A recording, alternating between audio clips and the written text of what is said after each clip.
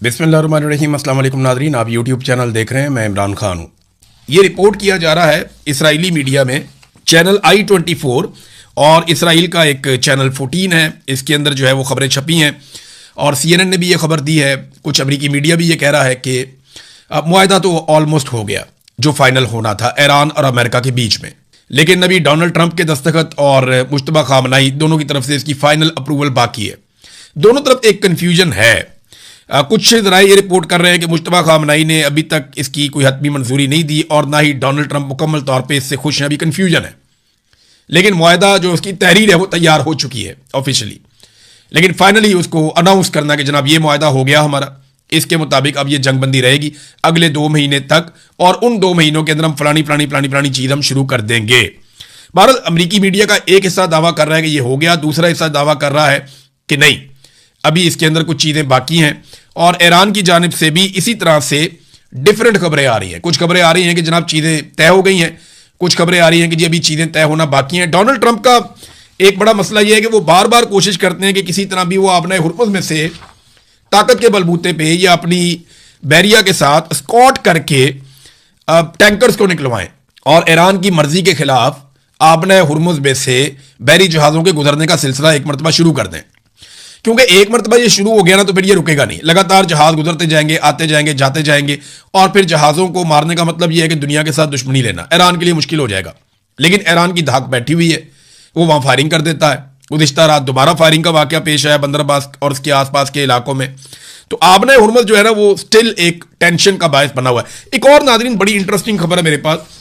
ये तो जो सिचुएशन आगे चलेगी हम आपको रिपोर्ट करेंगे, वहाँ हल्की बुल्की झड़पें भी चलती रहती हैं, लेकिन ये एक खबर मेरे पास है अमरीका से।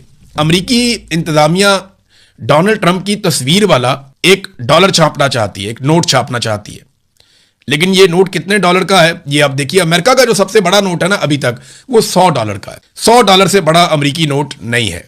तो $100 का जो अमरीकी नोट है वो लगभग 28,000 रुपए पाकिस्तानी, क्योंकि 280 रुपए के आसपास डॉलर का रेट होता है, तो ये 28,000 रुपए ऑलमोस्ट बनते हैं एक अमरीकी डॉलर का अगर 100 का नोट है तो, जो उनका बड़ा नोट है। तो अमरीकी इंतजामिया ट्रंप की तस्वीर वाला $250 का नोट लाने की कोशिश कर रही है। इसकी एक तस्वीर भी जारी हुई है। ट्रंप साहब काफ़ी उस पर नाराज़ दिखाई दे रहे हैं। जो तस्वीर जारी की गई है नोट की, $250 का नोट है। अब ये ट्रंप इंतजामिया के कुछ अफराद ने अमरीकी करेंसी छापने वाले इदारे पर दबाव डाला है कि $250 का एक नया नोट तैयार किया जाए जिस पर सदर डोनाल्ड ट्रंप की तस्वीर हो। और इससे पहले आपको पता है कि एक और दबाव भी डाला गया था कि जो अमरीकी पासपोर्ट है उसके अंदर भी डोनाल्ड ट्रंप की तस्वीर लगाई जाए, क्योंकि अमेरिका का यौम आज़ादी के हवाले से एक बहुत बड़ा दिन आ रहा है। तो ये अमरीकी अखबार वाशिंगटन पोस्ट ने यह खबर दी है कि अमरीकी करेंसी छापने वाले इदारे के 4 मौजूदा और साबिक मुलाजमीन का हवाला देते हुए उन्होंने बताया कि अगर ऐसा होता है तो ये 150 साल से जायद अरसे में पहली बार होगा कि किसी जिंदा शख्सियत की तस्वीर अमरीकी करेंसी के ऊपर शाया की जाए। रिपोर्ट के मुताबिक गुज़िश्ता साल वज़ारत ख़ज़ाना के 2 ओहदेदार ब्रैडन बीच और इनके सीनियर मुशीर माइक ब्राउन, इन्होंने जनाब जो नोट छापने वाला इनका प्रिंटिंग का अमला है उनको बार बार इस नोट के नमूने तैयार करने पर जोर दिया और वो ये कहते रहे जनाब आप ये करें, तो उन्हें बताया गया जनाब ये कानूनी नहीं है, ये गलत आप करने जा रहे हैं, ये ठीक नहीं है, या उन्हीं की तस्वीर छापी जा सकती है जो वफात पा गए हों। लेकिन उन्होंने डिज़ाइन भी फराहम कर दिया और एक ऐसा खाका दिया जिसमें $250 का नोट है। तो अब डोनाल्ड ट्रंप की भी अजीब हालत है, यानी PMLN का बस चले तो सुबह नवाज शरीफ का फोटो जो है, बल्कि नवाज शरीफ नहीं अब तो आसिम मुनीर का फोटो लगाएंगे ना वो, क्योंकि नून लीग के इस वक्त जो लीडर हैं वो तो आसिम मुनीर साहब हैं और वही इस पार्टी को लीड कर रहे हैं। तो हो सकता है आसिम मुनीर साहब का फोटो नोट के ऊपर भी लग जाए पाकिस्तान में, लेकिन डोनाल्ड ट्रंप तो फिलहाल वहाँ पे कोशिश की जा रही है। पाकिस्तान में क्या होता है देखते हैं। बहरहाल एक खबर और भी है और वो ये है कि दबाव पाकिस्तान पे भी बहुत है। कुछ सोर्सेज ये दावा कर रहे हैं कि जैसे सऊदी अरब के ऊपर दबाव है, कतर के ऊपर दबाव है इसराइल को तस्लीम करने के हवाले से, ऐसे ही पाकिस्तान के ऊपर भी दबाव है कि इसराइल को तस्लीम किया जाए। डोनाल्ड ट्रंप के जो मुतालबात की फहरिस्त है ना, वो अमेरिका की एक आदत है ना डू मोर, वो बड़ी लंबी है। ये जर्नैल थक जाएंगे उनकी ख्वाहिशात पूरी करते करते और उनकी ख्वाहिशात ख़त्म नहीं होंगी। लिहाजा जरदैलों के लिए बेहतर यह है कि वो सियासतदानों के हवाले मुल्क को करें और खुद जाके आराम से बैरकों में बैठें और सुख का सांस लें। सियासतदान चीज़ों को ज़्यादा बेहतर अंदाज में डील कर सकते हैं। नाज़रीन, गिलगित बल्तिस्तान में अब इलेक्शन शुरू होने वाला है और 7 जून को वहाँ पे इलेक्शन की तारीख है। आपको पता है ज़रा वो सर्द खित्ता है, तो जून का मौसम भी बहुत अच्छा होगा और वहाँ पे पहले इलेक्शन मुलतवी भी किया गया, लेकिन अब गिलगित बल्तिस्तान में इलेक्शन हो रहा है। मैंने आपको पहले बताया था कि पाकिस्तान की मिलिट्री एस्टेब्लिशमेंट कभी भी ये बर्दाश्त नहीं कर सकती कि बलूचिस्तान में, कबायली इलाकों में, गिलगित बल्तिस्तान में और कश्मीर में उनके हाथ से ज़रा सा भी कंट्रोल जाए। वैसे तो वो पूरे पाकिस्तान को कंट्रोल करते हैं, लेकिन इन इलाकों पे वो ज़्यादा अपना कंट्रोल रखना चाहते हैं। उसकी कुछ जो है वो स्ट्रेटजिक रीजंस भी हैं और यहाँ पे वो हमेशा अपनी मर्ज़ी की कठपुतली हुकूमत बनाते हैं। अब मसला ये हो गया कि गिलगित बल्तिस्तान से लगातार वोटरों की बहुत सारी शिकायत मौसूल हो रही हैं। लोग वीडियोस बनाकर डाल रहे हैं, लोग शिकायत कर रहे हैं और वो ये बता रहे हैं कि उनके वोटों को एक जगह से दूसरी जगह मुंतकिल कर दिया गया। जैसे कि आम इंतखाबात में पाकिस्तान के अंदर ये किया गया था। 8 फरवरी के इलेक्शन से पहले नौजवानों के वोटों को उठाकर बहुत बहुत दूर फेंक दिया गया था। यानी कसूर के वोटर को लाहौर में डाल दिया, लाहौर के वोटर को उठा के ननकाना साहब भिजवा दिया, किसी वोटर को उठा के सियालकोट भिजवा दिया, किसी को चीचों की मलिया भिजवा दिया। तो वोटरों को इधर उधर कर दिया था बहुत बड़े पैमाने पे। ख़ास तौर पे टारगेट किया गया था नौजवान वोटर्स को। लेकिन वो नौजवान निकले, कई लोग रात को निकले, कई लोग दिन को निकले और वो पहुंचे अपने अपने एरिया में जाके उन्होंने वहाँ पे खामोशी से वोट डाल दिए और इतने वोट डाल दिए कि ये पाकिस्तान की मिलिट्री एस्टेब्लिशमेंट सोच भी नहीं सकती थी। लिहाजा फिर आखिरी जो हरबा इन्होंने इस्तेमाल किया वो इंतहाई भोंडा और घटिया था। पाकिस्तान की तारीख में इससे घटिया धांधली पाकिस्तान की मिलिट्री एस्टेब्लिशमेंट ने नहीं की थी, जो फिर उनको करनी पड़ी। फार्म 47 इन्होंने जाली जारी कर दिए। अब गिलगित बल्तिस्तान के लोग ना, इनकी 2-3 चीज़ें आप जहन में रखें। एक तो इनके इलाके बड़े मुश्किल हैं, ये आसान इलाके नहीं है, यहाँ पे आप लंबा ट्रैवल नहीं कर सकते, नंबर 1। नंबर 2, इन इलाकों में एक इलाके से अगर दूसरे इलाके में आप जा रहे हैं या एक ज़िले से आप दूसरे ज़िले में जा रहे हैं तो आपको बाज़-औक़ात सारा दिन या बाज़-औक़ात इससे भी ज़्यादा आपको ट्रैवल करना पड़ जाता है। तो वो बहुत दूर दराज के इलाके हैं, बड़ा कठिन रास्ता है। नंबर 3, यहाँ के लोग ज़्यादा अमीर नहीं हैं, यानी इनके पास बहुत सारा पैसा नहीं है, गरीब लोग हैं, तो ये दूर जाके वोट भी नहीं डाल सकते। तो ऐसी हलकों में और ऐसे इलाकों में नौजवान वोटरों की एक बहुत बड़ी तादाद के साथ ये धांधली की गई है और ख़ास तौर पे इस बात का ख्याल रखा गया कि किसका वोट हटाना है और किसका नहीं हटाना। ये कोशिश की गई कि जो वोटर भी इमरान खान को वोट डाल सकता है उनकी ज़्यादा तादाद को मुतासिर किया जाए। अब ये लगातार शिकायतें आ रही हैं, ये लोग गरीब हैं और सिर्फ उन वोटरों को सहूलत दी गई है जो हुकूमती और इस्टेब्लिशमेंट के पसंदीदा जमातों या उनके उम्मीदवारों को उनकी जानिब से मेंशन किए गए कि जनाब ये हमारे वोटर्स हैं, ये तो यहीं पे रहेंगे। तो वो तो वोटर वहीं पे रहे, लेकिन ये वोटर्स हमारे नापसंदीदा हैं तो ये यहाँ पे नहीं रहेंगे। ये काम पहले भी किया गया था इलेक्शन में कि बाकायदा PMLN के दफातर में बाकायदा उनके डेरों पे बैठ के ये फैसला किया गया कि किस किस जगह से कितने कितने वोटर निकालने और कौन कौन से वोटर्स निकालने हैं। बाकायदा लिस्टें लाई जाती थी कि जनाब फलानी गली में ये 1500 वोटर है, फलानी जगह पे ये वोटर है, फलानी जगह पे ये इतने वोटर्स हैं, ये लिस्टें हैं, इनको यहाँ से निकाल दिया जाए। और फिर इलेक्शन कमीशन ऑफ पाकिस्तान ने वो कार्रवाइयाँ डाली वोटर लिस्टों के अंदर जो पाकिस्तान की तारीख में कभी नहीं डली। अब गिलगित बल्तिस्तान में भी वही गंद मारा जा रहा है, यानी जो खेल बलूचिस्तान और कबायली इलाकों में पाकिस्तान की मिलिट्री एस्टेब्लिशमेंट खेलती रही है वही अब गिलगित बल्तिस्तान और कश्मीर में भी खेलने जा रहे हैं।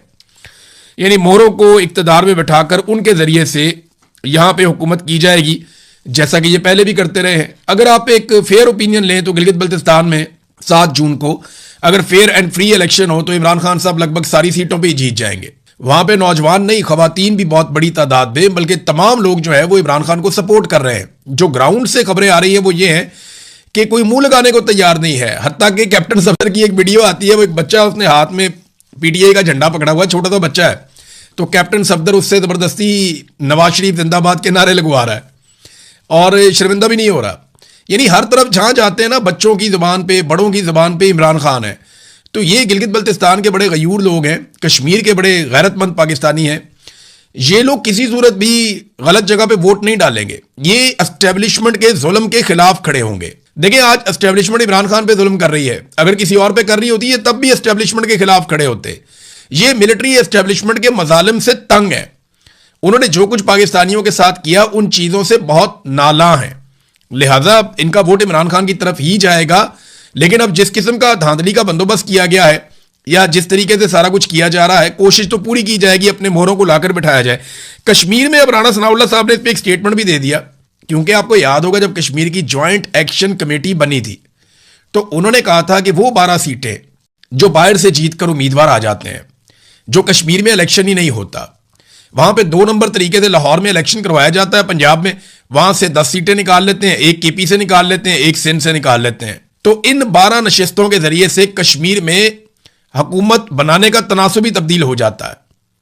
यानी कश्मीर में टोटल 53 लोग होते हैं, सारे मिला मिलू के जो आपकी बाकी सीटें मखसूस होती हैं वो भी आप मिला लें, तो कर करा के इतने लोग बनते हैं। इसमें 12 लोग बहुत अहम होते हैं, बहुत इंपॉर्टेंस होती है इनकी।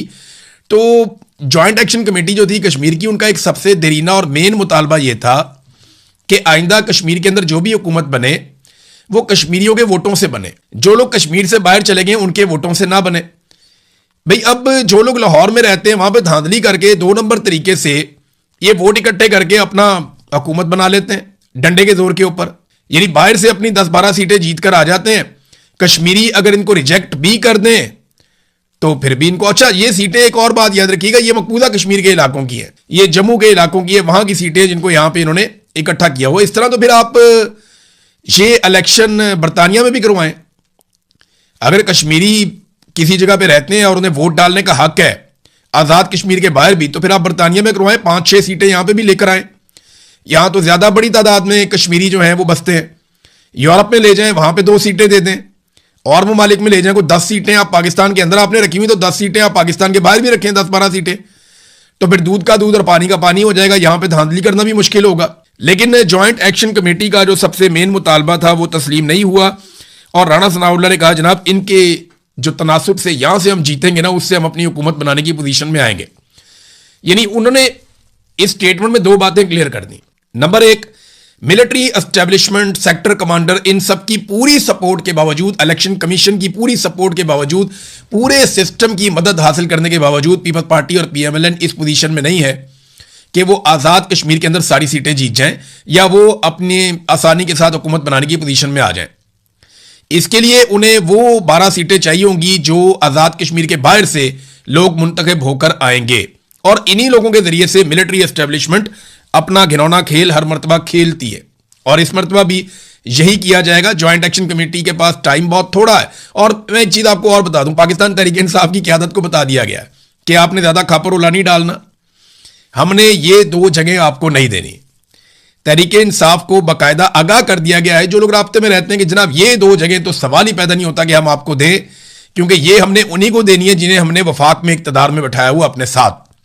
उन्हीं लोगों को हम ये 2 इलाके देंगे, आजाद कश्मीर भी और गिलगित बल्तिस्तान भी। आप इलेक्शन लड़ें, जो मर्जी करें, लेकिन आपने ज्यादा रोला नहीं डालना। ज़बानी बयानात वगैरह आप देने, लेकिन आपसे ये हुकूमतें हम आपको नहीं बनाने देंगे। ये बात उनको बता भी दी गई है और इसकी तैयारी भी कर दी गई है। लेकिन अब डिपेंड करता है यहां के अवाम के ऊपर कि कश्मीर के अवाम क्या करते हैं और गिलगित बल्तिस्तान के अवाम क्या करते हैं। वैसे तो जो नफरत के बीज बोए जा रहे हैं, ऐसा लगता है कि पाकिस्तान की मिलिट्री एस्टेब्लिशमेंट कोई नया सानहा खुदा न खास्ता करवा देगी पाकिस्तान में, जितनी तेजी से यहां पे गंद मारा जा रहा है। अब नाज़रीन, इसाक डार साहब ने अमेरिका में जाके एक स्टेटमेंट दिया ओवरसीज पाकिस्तानियों के सामने। जरा पहले आप स्टेटमेंट सुने, फिर इसका पोस्टमार्टम करते हैं। डार साहब कहते हैं जी, अपने वतन से मोहब्बत का सबूत दें और अपने मुल्क में इन्वेस्ट करें, ओवरसीज पाकिस्तानियों को कहा। तो मेरे चंद छोटे छोटे सवाल हैं डार साहब से। नंबर 1 ये कि डार साहब के अपने पैसे किधर हैं, डार साहब के अपने बच्चों के पैसे किधर हैं, इन्होंने दुबई में कितनी इन्वेस्टमेंट की है और बाकी जगहों पे कितनी कितनी इन्वेस्टमेंट की है, और कितना पैसा इन्होंने दूसरे मुल्कों में लगाया और क्यों लगाया, और वो पैसा पाकिस्तान में क्यों नहीं लगाते, और कब वो पैसा डार साहब और उनकी फैमिली लेकर पाकिस्तान में आएगी। पहले तो इस सवाल का जवाब दे दें। दूसरा वो बताएं कि उनकी जो अपनी लीडरशिप है, नवाज शरीफ या शहबाज शरीफ या उनके बच्चे, इनके पैसे कहां पे हैं और ये कहां पे कारोबार करते हैं, और इनका कितना कारोबार कितने देशों में फैला हुआ है, और किस किस बड़े आजम पे इनकी प्रॉपर्टीज हैं, और उन्हीं प्रॉपर्टीज के अंदर जाके ये ढीठों की तरह रहते हैं। तो भाई आप ओवरसीज पाकिस्तानियों को कह रहे हैं अपना माल लेकर पाकिस्तान में आ जाओ, और आप पाकिस्तान में हुकूमत कर रहे हैं, चाहे आपकी जाली हुकूमत है, लेकिन आप अपना माल लेकर पाकिस्तान में नहीं आ रहे, बल्कि आप लगातार माल पाकिस्तान से बाहर मुंतकिल करते रहते हैं। तीसरा सवाल मेरा इनसे यह है कि पाकिस्तान में अमनो अमान की सूरत हाल क्या है, इंसाफ की सूरत हाल क्या है। क्या पाकिस्तान में ये ओवरसीज पाकिस्तानी अपने माल के साथ आएंगे तो महफूज रहेंगे? आज मैं जिस ओवरसीज पाकिस्तानी से मिलता हूं वो कहता है जी हमारा पहले दिल करता था पाकिस्तान नहीं जा रहे। अब मैंने कहा जी क्यों नहीं जा रहे? अक्सर पूछता हूं मैं कहा यार हम तो फंसे हुए, हम नहीं जा नहीं पाते, हमारा तो दिल करता है हम चले जाए पाकिस्तान, तो तुम लोग तो जाओ, तुम लोग क्यों नहीं जाते, चक्कर लगा के आया करो। वो कहते जी पहले जाते थे, अब दिल बहुत बुरा होता है, जितना जुल्म पाकिस्तान में हो रहा है, जितनी मायूसी पाकिस्तान में फैली हुई है, जितने गम और तकलीफें हैं, आसपास लोग बेचारे भूखे हैं, तो अब हम जाते हैं तो हमारे दिल को अच्छा नहीं लगता, हम छुट्टी मनाने के लिए कहीं और चले जाते हैं। ये ओवरसीज पाकिस्तानियों की बहुत बड़ी अक्सरियत ने मुझे ये बातें बताई हैं। वो कहते जी हमारे बच्चे अब जाना नहीं चाहते, वो ये कहते जी वहां पे बहुत ज्यादा प्रॉब्लम्स हैं पाकिस्तान में, वहां बहुत जुल्म है, वहां तो इंसानों को मार देते हैं, अमनो अमान भी नहीं है। तो फिर ओवरसीज पाकिस्तानी कैसे पैसा लेकर आए? आपने वहां पे अमन नहीं छोड़ा, इंसाफ नहीं छोड़ा, इनके सरमाए का तहफ्फुज कौन करेगा? यहां पे तो लुटमार है पाकिस्तान के अंदर, इदारे आकर लूट लेते हैं, सिस्टम के अंदर जो है वो खांचे लगाए हुए हैं जगह जगह पे, हर जगह पे लुटेरा बैठा हुआ है, इट पुट्टो लुटेरा निकल आता है। तो इनके सरमाए का तहफ्फुज कौन करेगा? ओवरसीज पाकिस्तानी जब जब पैसा लेकर आए, कई मरतबा लोगों के पैसे डूबे, यहां बेशुमार मिसालें हैं। लोगों ने बताया कि जनाब वो पैसा लेकर पाकिस्तान गए थे, बड़ी मुश्किल से निकल के आए जनाब, उत्ते काम नहीं हो सकता। तो आपने कारोबार वाला माहौल ही नहीं बनाया हुआ। पाकिस्तान से लोग पैसा ले लेकर बाहर भाग रहे हैं, वो जाके ओवरसीज पाकिस्तानियों को कह रहे हैं जी पैसा लेकर पाकिस्तान में आ जाओ। भैया आप उन्हें कोई वजह तो बताएं ना कि वो क्यों आ जाएं। देखिए आना चाहिए पैसा, पाकिस्तान के अंदर आना चाहिए, लेकिन कोई उसकी आप कोई ग्राउंड बनाएं, उसकी कोई पॉलिसी ऐसी बनाएं, कोई इंसाफ फराम करें, कोई अमनो अमान फराम करें, कोई स्टेबिलिटी लेकर आए पाकिस्तान के अंदर, अवाम की मुंतखब हुकूमत लेकर आए, अदलिया अपना काम कर रही हो, इदारे सारे अपना काम कर रहे हो, अमनो अमान हो पाकिस्तान में, हालात अच्छे हो पाकिस्तान में, इकोनॉमिक और पॉलिटिकल स्टेबिलिटी हो पाकिस्तान में, तो लोग आ जाएंगे, लोग जरूर आएंगे। आप सहूलत देंगे, लोग जरूर आएंगे, लेकिन इस तरह नहीं आएंगे कि आप मुंह से जाकर कह देंगे कि जनाब मैं तो अपना पैसा लेकर निकल गया हूं पाकिस्तान से, तो तुम अपना पैसा लेकर पाकिस्तान में आ जाओ। सारे लोग हमारी तरह पागल नहीं होते। मैंने पाकिस्तान में अपनी एक भी चीज नहीं बेची, मेरा सारा कुछ पाकिस्तान में है, पाकिस्तान में ही था, वहीं पे मैंने वापस जाना है, वहीं पे उसी मिट्टी में मैं जाऊंगा, और वही मेरा मुल्क है। मुझे उसी मिट्टी के हवाले किया जाएगा। मैं उस मुल्क का मालिक हूं और वो मुल्क मेरा है, हम सबका है। तो हर कोई ऐसे नहीं होता। लोग सोचते हैं लोगों ने बड़ी मेहनत से पैसा कमाया हुआ है, सब दीवाने नहीं होते। तो लोगों को आप बेवकूफ नहीं बना सकते, आपको यहां माहौल बनाना पड़ेगा। और दूसरा, एयरपोर्ट्स के ऊपर तो आप इनको इज्जत नहीं देते, वोट का हक आपने इनको दिया नहीं हुआ। ओवरसीज पाकिस्तानियों के पैसे आपको चाहिए। जब इमरान खान ने कहा और ओवरसीज पाकिस्तानियों ने कहा कि जनाब हमें वोट का हक दिया जाए, तो आपने उन्हें वोट का हक ही नहीं दिया। वो वोट तो डाल नहीं सकते, पैसा आपको उनका चाहिए। मैं अभी यहां बरतानिया में आया हूं और मैं यहां पे रह रहा हूं, मुझे यहां पे वोट डालने के लिए वो आ गया लेटर कि आप वोट डालने आ गए। मेरा वोट बन गया। मैंने एक यहां पे इंटरनेट के ऊपर ही उसको मैंने खोला, लिंक को, उन्होंने कहा ये इंफॉर्मेशन आप इसमें डालें। मैंने वो इंफॉर्मेशन डाली, मेरा वोट बन गया, मैं जाकर वोट डाल के आ गया। और बिल्कुल जिसको मैंने वोट डाला उसी को निकला वोट, बड़े आराम से। कोई वोट चोरी नहीं हो रहा था, कोई लड़ाई झगड़ा नहीं हो रहा था, किसी ने किसी को कुछ नहीं कहा, बड़े आराम से गए। कोई वहां पे जनाब फौज नहीं खड़ी हुई थी, कोई निजाम खराब नहीं हो रहा था, कोई बैलेट बॉक्स से लेके नहीं भाग रहा था, कोई अन्नी नहीं पड़ी हुई थी। लोग आ रहे थे ऐसे सेलिब्रेशन के अंदाज में, हेलो हाय करते थे, जाके अपना अपना वोट डालते थे, वोट डाल के वापस चले जाते थे गुड बाय कह के, इतने आराम से। यानी मैं यहां का रहने वाला भी नहीं हूं, मैं तो अभी आर्थिक तौर पे यहां पे रह रहा हूं। मुझे भी वोट डालने का उन्होंने हक दिया और आपने अपने पाकिस्तानियों को, ओवरसीज पाकिस्तानियों को वोट डालने का हक नहीं दिया। एयरपोर्ट के ऊपर आप उन्हें तंग करते हैं, रिश्वत उनसे ली जाती है, हर जगह उन्हें परेशान किया जाता है, और फिर आप कहते हैं जनाब कि वो आकर पाकिस्तान में इन्वेस्ट भी करें। राणा सनाउल्लाह ने कहा कि अगर जंगी सूरत हाल ना होती ना तो वजीर आजम बहुत बड़ा रिलीफ पैकेज देते हैं अवाम को। राणा साहब को 4-5 साल से तो जंग नहीं लगी हुई ना, 4 साल से ज्यादा आपकी हुकूमत को हो गए। जंग तो 2 महीने 3 महीने की कहानी है सारी। उससे पहले कौन सा ऐसा रिलीफ दिया गया अवाम को? बल्कि जितना थोड़ा बहुत अवाम के पास रिलीफ था वो सारे रिलीफ आपने छीन लिए। हत्ता कि छोटी छोटी चीजें, बहुत ही यानी इतनी छोटी चीजें हैं कि बेमानी लगती हैं बाज़ औक़ात, कि पनाह गाहें गिरा देना, उन्हें खत्म कर देना, लंगर खाने खत्म कर देना, हेल्थ कार्ड हर आदमी की जेब में था उसको खत्म कर देना। ये बहुत घटिया और छोटी चीजें थी, ये भी की गई। यानी आम आदमी को जो रिलीफ किसी तरह मिला हुआ था पिछली हुकूमत में या उससे पिछली हुकूमत में, वो सारा भी छीन लिया इन्होंने।